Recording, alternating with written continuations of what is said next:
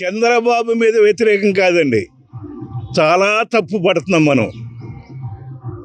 ఫ్యాక్షనిస్టులు ఆ ఊళ్ళల్లో వాళ్ళు, అంటే అమరావతి ఊళ్ళు కాదు, జనరల్గా ఆ ఊరు చుట్టుపక్కల సొంత ఊళ్ళ చుట్టుపక్కల వాళ్ళు ప్రజలు వాళ్ళకి బానిసలుగా బతకాలనే భావనలో ఉంటారు. అదే ఉద్దేశం వీడికి ఏంటంటే, అమరావతిలో 29,000 మంది భూములు ఇచ్చారు, 34,000 ఎకరాలు. ప్రతి వాళ్ళు కోటేశ్వర్లు, అరెకరం ఇచ్చిన వాళ్ళు కూడా ఇచ్చినట్టుగా కోటేశ్వర్లు వాళ్ళు, ఏది ఆ రాజధాని కాన్సెప్ట్లో. కాబట్టి ఒకటే చెప్పాయంట, ఏదో ఊరు రెడ్లు వెళ్ళి 3 రాజధానులు అంటున్నామన్నా కొంప ఆరిపోతున్నాం మాకని. కాదన్నా 1000 మంది రామోజీరాజులు తయారవుతారు అన్నాయంట. జగన్ చాలా తెలియగల మాఫియా గ్యాంగ్ లీడరు, అది గుర్తుంచుకోవాలి ప్రజలు. ఎట్టి పరిస్థితుల్లోనూ క్షమించే మనిషి మాత్రం కాదు. మావిగారు నచ్చేవాళ్ళు వైసీపీకి వేస్తారు, అమరావతి నచ్చేవాళ్ళు టీడీపీకి వేస్తారు బహిరంగంగా చెప్తారు. వీడు ఉంటే కదండి అప్పటికి లోపల దోసేయటం. ఏదో రేపు జూలై 13 అమెరికా కోర్టులో తీర్పు ఉంది. వీడి మీద కేసు రాకుండా, అదాని మీద రాకుండా $10 బిలియన్ అక్కడ అమెరికాలో అదాని పెట్టుబడి పెట్టేటట్టుగా ట్రంప్ మోడీ మాట్లాడుకున్నారు. అది యథార్థం. కానీ అక్కడ కోర్టులో ఒప్పుకోట్లా. రేపు 13 జూలై 13 తీర్పు ఉంది, అంతే. ఈ నెల 13 మనం దానికోసం వెయిట్ చేయాలి. వీడు చేసిన అరాచకాలకి, ఆర్థిక అరాచకాలకి అమెరికాలో అయితే ఈ పార్టీ కొన్ని వేల సంవత్సరాల శిక్షలు పడిపోయాయి. అక్కడ ఒప్పుకోరు ఆర్థిక నేరాన్ని. చైనాలో అయితే ఊరే తీసి అవతల బారేసేవాళ్ళు. అది వీడి బతుకు. ఎందుకు పదే పదే మావిగాను అంటారు? ఏం లేదు, ఏదో డైవర్షను. వాడికి అమరావతి రైతులంటే మహాద్వేషం అండి. ఇక్కడ చంద్రబాబు కాదు, ఊరిన పేరు చంద్రబాబు పెడతాడు, కానీ రైతులంటే ద్వేషం. వీళ్ళందరూ పైకి వస్తే ఆటోమేటిక్గా ఏమవుతుంది, ఆ ఆర్థిక విస్ఫోటనం అనేది చుట్టుపక్కల బలపడి చుట్టుపక్కల పాకుతుంది కదా.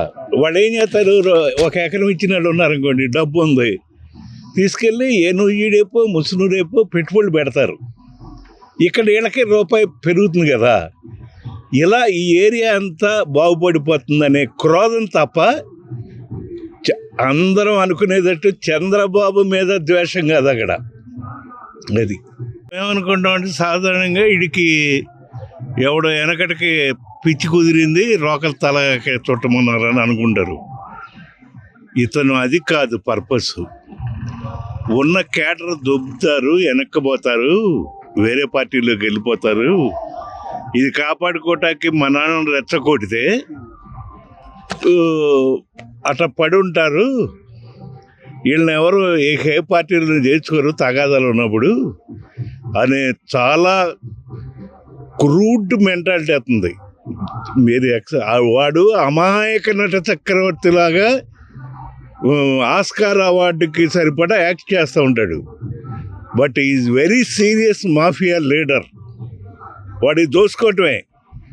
తర్వాత అతనికి ఇక్కడ పర్పస్ ఏంటంటే, అమరావతి డెవలప్ అయితే, ఇండస్ట్రియల్ డెవలప్మెంట్ ఆంధ్రప్రదేశ్ అయితే ఆటోమేటిక్గా తెలంగాణలోనూ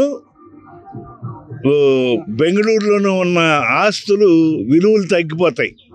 అదొక బాధ. మళ్ళీ అధికారంలో రావటం కూడా కళ్ళ. వీడు బయట ఉన్నంత వరకు వీడు ఎవరి వల్ల బయట ఉన్నాడనేది లోకమంతా తెలుసు, కానీ ఎవరో వాళ్ళ గురించి మాట్లాడరు. ఈ దరిద్రుల కంటే దరిద్రులు వాళ్ళు. యదవ రాజకీయాలు. కాబట్టి వీడు ఎక్కువ కాలం బయట ఉంటాక అవకాశం ఉంది. మనం ఏదో పిచ్చివాగుడు అనుకుంటాం, పిచ్చివాగుడు కాదు.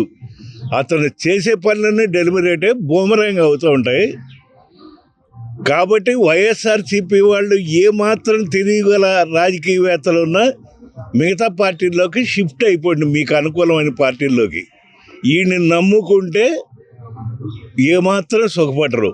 ఎందుకంటే ప్రజలు వీడికి భయపడి 57% ఓట్లు వేశారు. కూటమికి పాజిటివ్ అని కాదు, అక్కడ వీడి మీద నెగిటివ్తో ఓట్లు వేశారు. ఈ 5 ఏళ్ల అరాచకాన్ని చూసి దాని పరిపాలన అనం. వాడు చేసిన మంచి పని ఒకటండి, అప్పర్ క్యాస్ట్ని బీసీలని 90% కలిపేశాడు వీడు. అదొక్కటే. ఎస్సీల్లో ఈ క్రిస్టియన్స్లో అతనికి కొంత పట్టు ఉంది, కానీ మిగతాదంతా వాడు ఒక రకంగా మేలు చేశాడు ఆంధ్ర రాష్ట్రానికి 5 ఏళ్లలో. అందరినీ కలిపేశాడు వీడు. అది నిలబెట్టుకుంటే, కానీ ఎప్పటికైనా వీడికి ఓటేసినందుకు ఆంధ్ర ప్రజల మొహాన ఉమ్మేసే పరిస్థితి ముందు 30-40 ఏళ్ల తర్వాత కనపడుతుంది.